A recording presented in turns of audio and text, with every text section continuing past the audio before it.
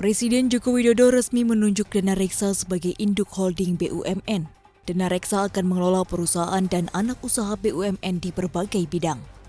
Dalam pasal 2 ayat 1 Peraturan Pemerintah Nomor 113 Tahun 2021, Dana Reksa akan mengelola anak perusahaan di bidang jasa keuangan, kawasan industri, sumber daya air, jasa konstruksi dan konsultasi, manufaktur, media dan teknologi, serta transportasi dan logistik.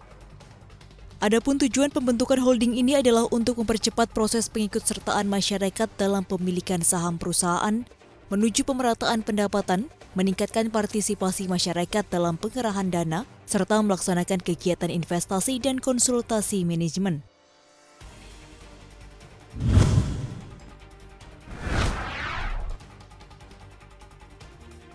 Bank Indonesia memangkas proyeksi pertumbuhan ekonomi Indonesia untuk tahun 2021.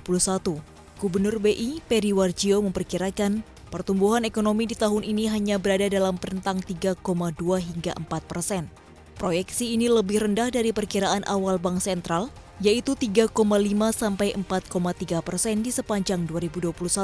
Meski begitu, Peri menunjukkan optimisme untuk pertumbuhan ekonomi pada tahun 2022 yang bisa tumbuh lebih tinggi dari tahun ini. Bahkan Peri memperkirakan pertumbuhan ekonomi di tahun depan bisa lebih tinggi dari perkiraan semula. Peri menyebut ekonomi Indonesia di tahun depan mulai pulih dan bisa mencapai 4,7 hingga 5,5%.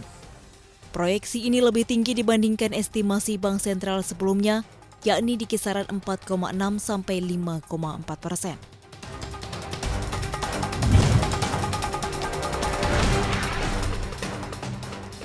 Kementerian Perindustrian mengklaim industri manufaktur sudah mulai pulih. Menteri Perindustrian Agus Gumiwang Kertasasmita menyebut nilai investasi yang masuk mencapai ratusan triliun dalam jangka waktu beberapa bulan saja.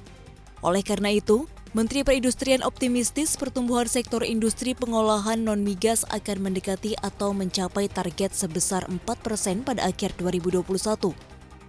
Agus juga menargetkan sepanjang tahun 2021, kontribusi industri pengolahan non-migas terhadap PDB mencapai 18% dan kontribusi ekspor dari produk industri menembus 75%.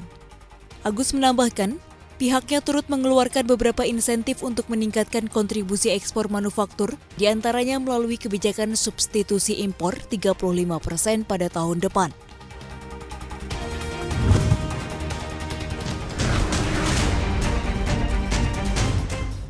Singapura mencatatkan pertumbuhan produk domestik bruto 7,1% pada kuartal ketiga 2021. Realisasi ini melampaui proyeksi awal yang hanya 6,5%. Pemerintah Singapura optimistis sepanjang tahun 2021, ekonomi Singapura bisa tumbuh di kisaran 7%. Kementerian Perdagangan dan Perindustrian Singapura juga memproyeksikan ekonomi Singapura akan tumbuh 3 hingga 5% di 2022. Pertumbuhan ekonomi di tahun depan akan lebih lambat karena pemulihan yang belum merata. Sekretaris Kementerian Perdagangan dan Industri Singapura, Gabriel Lim mengharapkan sektor yang berorientasi ekspor seperti manufaktur dan perdagangan grosir tetap kuat. Sementara aktivitas di sektor terkait penerbangan dan pariwisata akan tetap di bawah sebelum pandemi COVID-19 sepanjang 2022.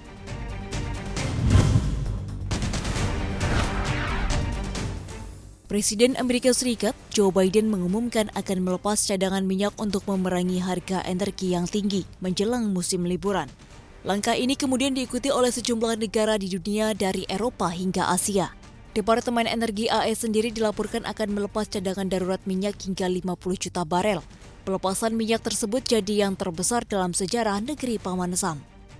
Sementara itu, Jepang akan melepaskan beberapa cadangan minyak sebagai tanggapan atas permintaan Amerika Serikat guna mendinginkan harga minyak yang tinggi. Namun, Perdana Menteri Jepang Fumio Kishida menegaskan, pelepasan cadangan ini akan dilakukan dengan cara yang tidak melanggar undang-undang, yang hanya mengizinkan pelepasan stok minyak jika ada risiko gangguan pasokan. Surat kabar Nikkei sebelumnya melaporkan Jepang akan mengadakan lelang untuk sekitar 4,2 juta barel minyak dari keseluruhan stok nasional yang mencapai 490 juta barel. Langkah melepas cadangan minyak tersebut dikabarkan akan segera diikuti oleh China, India, Korea Selatan, dan Inggris setelah produsen global utama yang bergabung dalam OPEC Plus berulang kali mengabaikan permintaan untuk lebih banyak pasokan yang digelontorkan ke pasar.